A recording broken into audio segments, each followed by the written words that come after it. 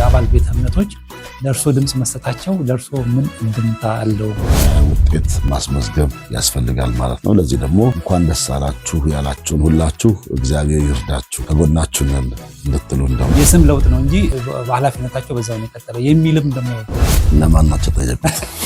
አስተምሮ ላይና ልምምድ ላይ የሚነሱ ጥያቄዎች እነዚህ ስርዓቶች እነዚህ አስተምሮች የሚታወቁ የወንጌል አማኝ ታሪኮች በዛም ሚዲያው ላይ አይታዩም። በአንድ ማዕቀፍ ስር በአንድ ህግ ማዕቀፍ ስር የካውንስሉ አባል በመሆን ስለሆነ የህግ ሰውነታችን የሚቀጥለው በዛ አባል ሆኑ እንጂ የአስተምሮ አንድነት አድርገን አይደለም ተቀብለንም ማለት ነው። ኢትዮጵያ ውስጥ የሚታወቀው አሁን የወንጌል አማኝ በሚል ነው። ግን በመታወቂያ ላይ በመዘገብበት ጊዜ ፕሮቴስታንት የሚል ፕሮቴስታንቶች አይደለንም፣ ፕሮቴስታንት የሚል ስም አትስጡ።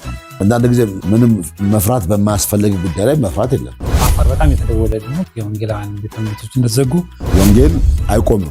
ማሳደድከው ቁጥር የሚበዛ ነው ባህሪው። እነሱን ዛሬ የሚያሳድዱ ሰዎች ነገ የዛው ቤተክርስቲያን ሽማግሌዎች ስለሚሆኑ ያሉት ግን ጠንክረው ባሉባቸው ቦታ ቆመው መጸለይ ያለን ስልጣን ለማግኘት ብለው እምነቱን የሚቀይር ኖር ይችላል።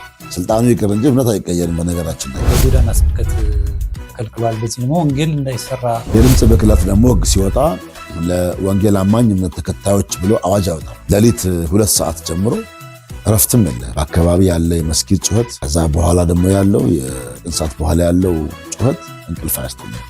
አዋጆች ሲወጡ ሁል ጊዜ ሙከራ የሚደረገውም የወንጌል አማኝ ላይ ነው እና እሱ አይሰራም። ለእኛ ለመንግስት ተጨማሪ ቤት ስራ መሆንም አንፈልግም። አስተማሪ መሆን ነው። እዛ ውስጥ ላለው ሰው ሆነ ጸሎት የምታደርገው ላይ ለምን ትሰቅላለህ? ምን ያስፈልጋል? ቤተ እምነቶች እኛን ይሳደባሉ። የእኛዎች ደግሞ እነሱ ከሰደቡ እኛም ደግሞ አብረን እንስደብ። የሰበክን ነው ብለን ጤናማ ነገር እየተናገር ነው ብለን ወደ ስድብ እየገባን ያለ የሌለውን ስድብ እኛ ነው የምንጨምረውና መጨመር የለብንም። ስለዚህ ወንጌልን ብቻ ተናገሩ። ወንጌልን ከተናገራችሁ ወንጀለኛ አትሆኑ።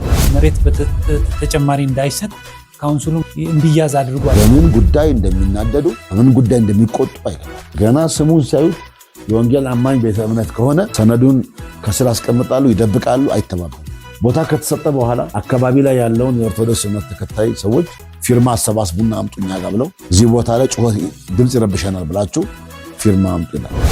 የኩሪፍቱ ቃለ ሕይወት ቤተክርስቲያን አስመልክቶ ላለፉት ረጅም ዓመታት ስንጮህ እንደነበር ይታወቃል። መሳሪያ የያዙ የከተማው ሚሊሻዎች ገብተው እዛ ግቢ ያሉ ሰዎችን አባረው በኃይል በአጥር የታጠሩ። ይህ የካውንስሉ ድምፅ ሳምንት ቴሌቪዥን ዝግጅታችን ነው።